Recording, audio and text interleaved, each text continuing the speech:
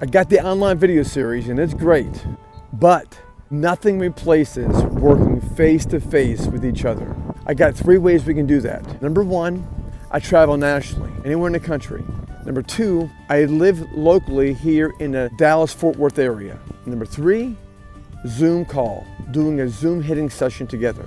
Here's what we're all trying to do, is to get our sons and daughters to play better when it counts the most, in a real game. Here's what's getting in the way. Baseball metrics, baseball data-driven devices, measuring the outcomes. And before it was baseball data, it was baseball hitting swing mechanics. Let's overanalyze the swing techniques, the swing paths. Let's overanalyze where's the knee, where's the toe, where's the elbow. Too much. The reality is this. Here's the checkpoint. Step into the batter's box, and what are you realizing? All I care about is this ball. And as a hitter, all I'm doing is this. I'm reacting to the data that I pick up about the ball. Namely, what is the speed and what is the space? What space is the ball moving into next? What space will the ball be in when I actually hit it? Let's look at hitting from this viewpoint. Let's rewind everything backwards and see where it originates, okay? Stay with me, here we go. The batter hits the ball.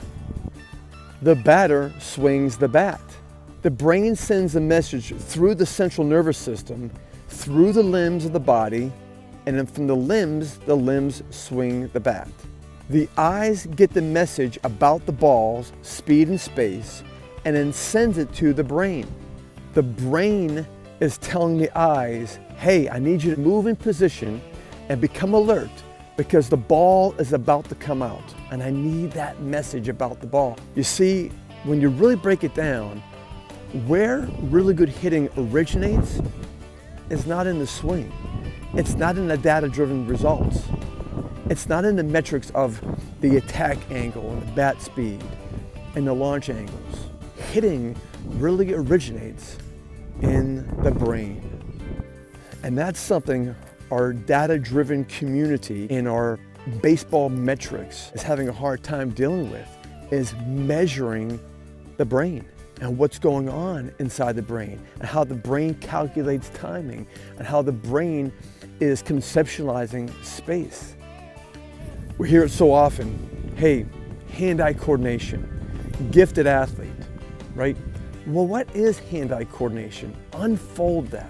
Hand-eye coordination in its purest essence is looking at an object and realizing it's at a certain depth. And by the time it gets closer to me, it'll be at a new depth. And I have to take my object, my instrument, my bat, my racket, my hockey stick, whatever I have, and I have to make a reaction from one space to another space and coordinate the speed that object is moving at and the space it's moving into, and control this instrument that I have in my hands so I can make a clean reaction to that object out there, that ball, and where it's moving. And that takes thinking. Everybody quotes this, Yogi Berra. Hey, you can't think and hit at the same time. Guess what the neuroscientists tell us? The neuroscientists tell us this. Guess what, Yogi? You can't move. In fact, no one can move unless they think. So I'm going to stick with the neuroscientists on this one. And I'm going to believe that in order to swing that bat, I have to think. And that's the problem with our hitters today. From all levels, from the major league level, professional levels, collegiate, high school, youth levels, our hitters don't know how to arrange their thoughts while they're in the batter's box. I'm not talking about having happy thoughts, oh, I can beat this pitcher thoughts.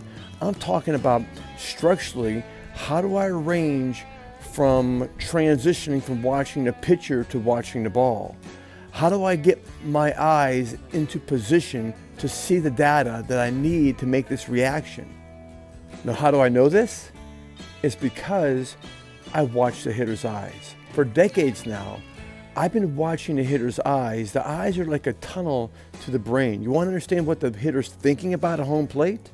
We really can't help our hitters until we get inside their brains to understand how they are processing what's about to take place. And you want to do that?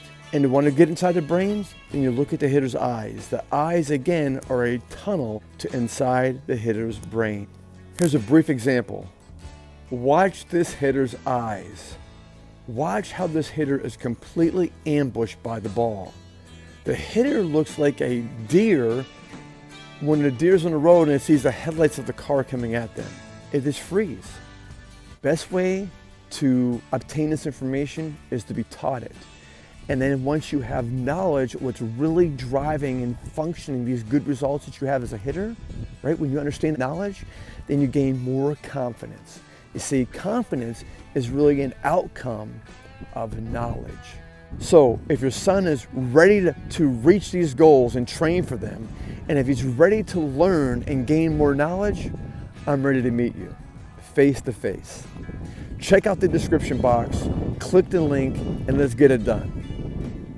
I'm Dave Kirilloff, languageofhitting.com, and consider this. Change your mind.